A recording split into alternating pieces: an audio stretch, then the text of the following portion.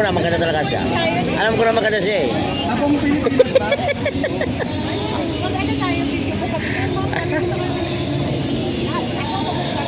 Ito mag-reklamo guys.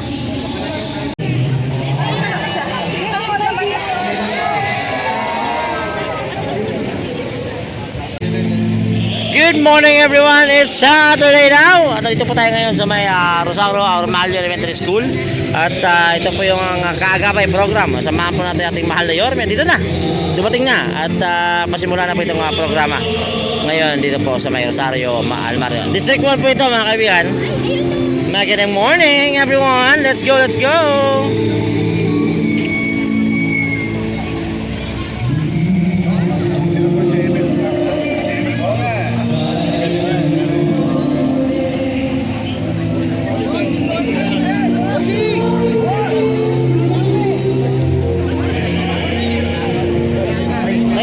Nadaan na yung matamang.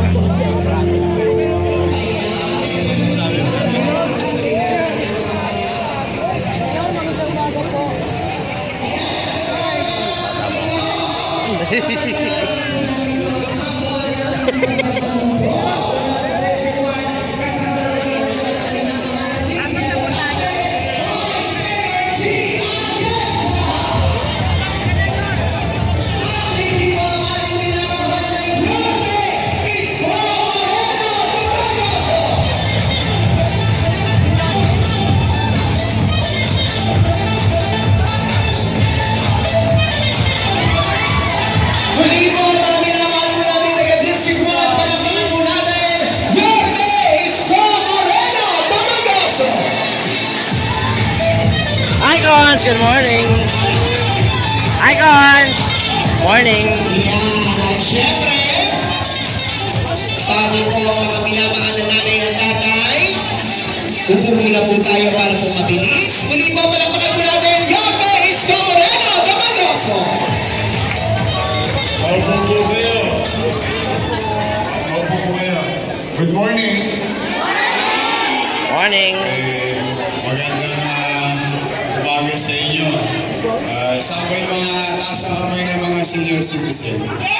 Ayan, may asik ba? Pwede pa. Sa 28, yung ating regular na allowance. Kung napanood nyo isang araw at kahapon sa Yorme Sawar na nirelease na natin yung regular na financial assistance sa minamahal kong mga lolo at lola. Sino naman ang solo parent? Nako! Marami rin utang sa inyong Maynila.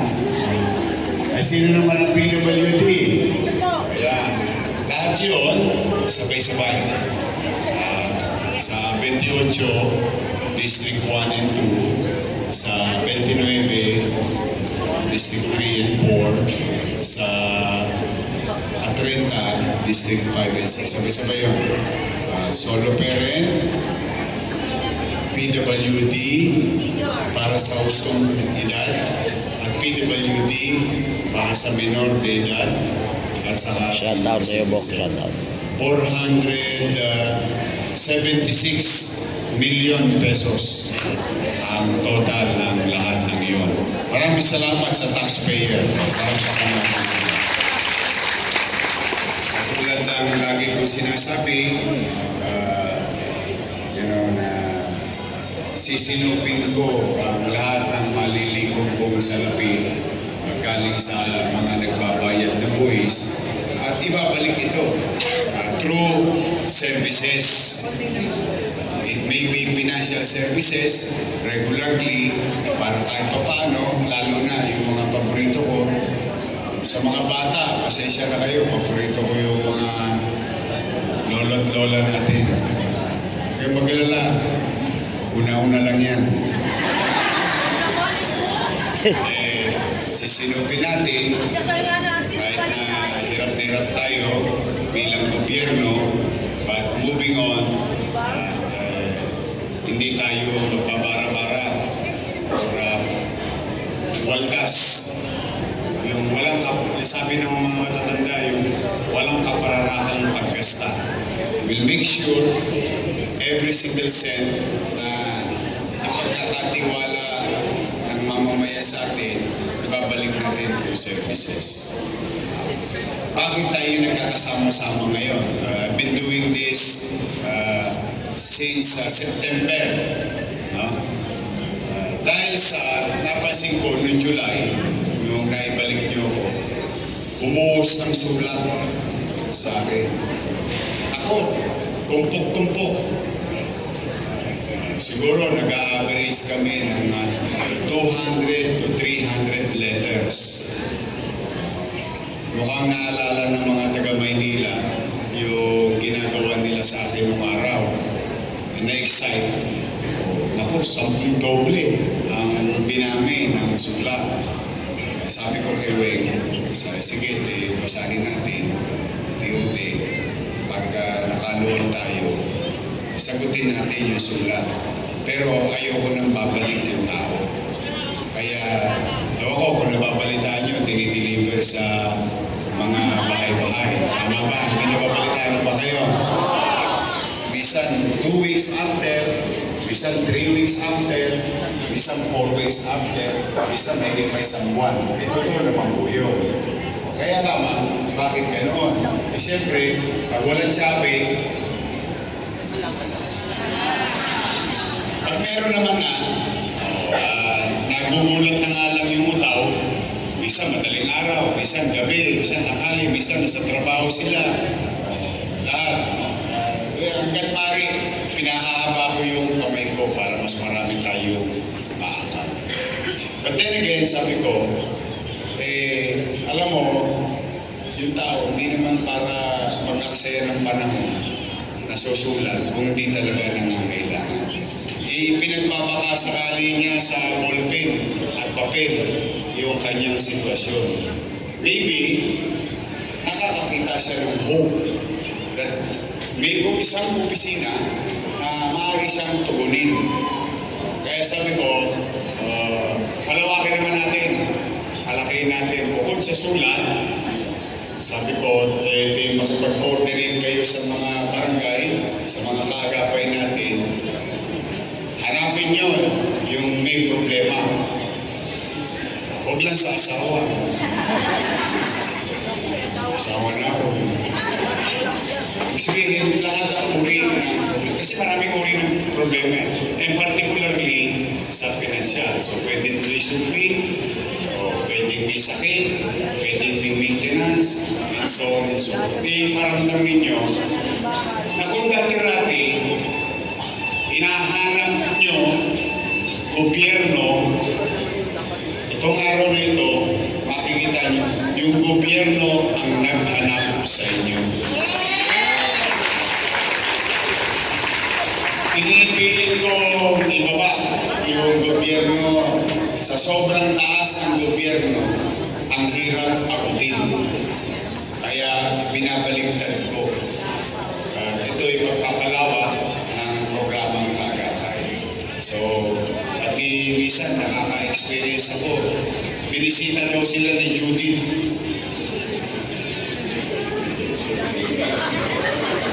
Judith niya. Magala, ako 300 million si Judith ang dumating sa akin. Kuryente, tubig, Maynila, Manila Water, internet, nakakaraos na. So, kami ni Vice Mayor at ang inyong mga konsehal ay naparito upang maibsan, if not,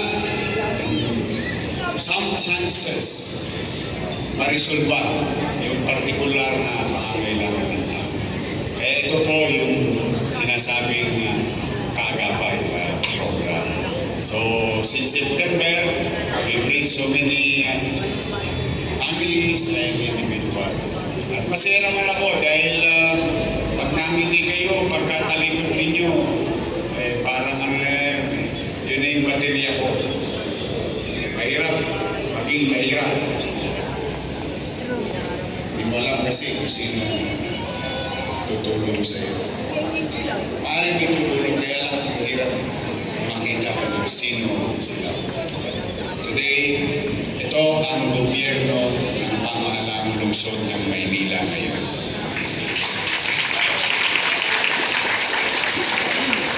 Kaya kung manatag kayo, pipilitin kong magbuti. Nakita niyo itong paralan na to. Sino graduate sa Almario? Sino naman ang anak nag-aral sa Almario? Apo. Kaya, dito ako graduate. Produkto ako ng paralan. At mukha bang lasal? Po yun. Kasi, alam niyo, maaari ka naman pagawa ng marami. Ganyan-ganyan. Para may magawa lang. Pero bakit tinututudo natin? Simply because yung apo nyo, yung anak nyo, gusto ko matikman nila yung natikman ng anak ko. Dahil kayo at yung anak ninyo, yung apo nyo, pare-pareho tayo natikman. Ay maswerte itong mga batang ito. Pinagbala na tatay nila. So I want you also to feel and experience the same para sa inyong mga apo at anak na magkaroon ng maayos, disente, yung medyo upscale pasilidad para sa ating mga apo. So again, I hope we can bring you good morning. Nakapagpili kami ng magandang umaga sa inyong araw na ito. So, huwag kayong hindi kailangan mainit. Mabilis yan to. At alam niyo naman, pagka kami, laging maayos naman ang sistema. At sabay-sabay kami ng inyong mga kusyal. Sino naman na dito? Oh, may asin pa. Ang sarong moneta ng Tondo, Irma Alfonso. Jesus Taga Pahardo. Sino ka na dito? Ayun, may dalang aramalay. At least, matigas. Matigas pa. Matigas pa yung tungkol niya. Naalala niyo si Simon, di ba? Si Simon? O, Ian Nieva. O. Sino pa? Sino to?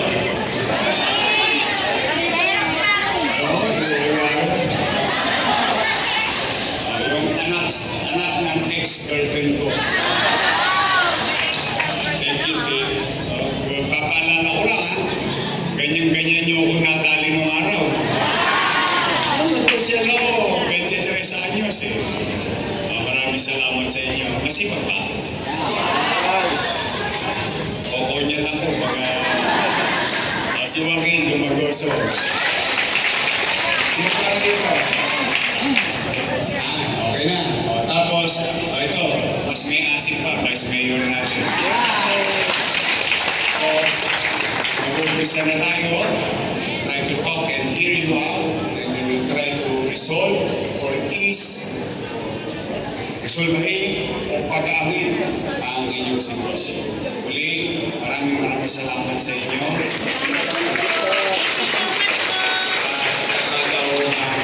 Binibigay sa akin lagi na kayo ay magpapalipad. Basta lagi kayong papanatag. Hindi perfecto ang gobyerno, pero pipilitin kong magbuti, maging mainam, at maiparamdam sa inyo na may gobyerno sa lungsod ng Maynila. Magandang araw.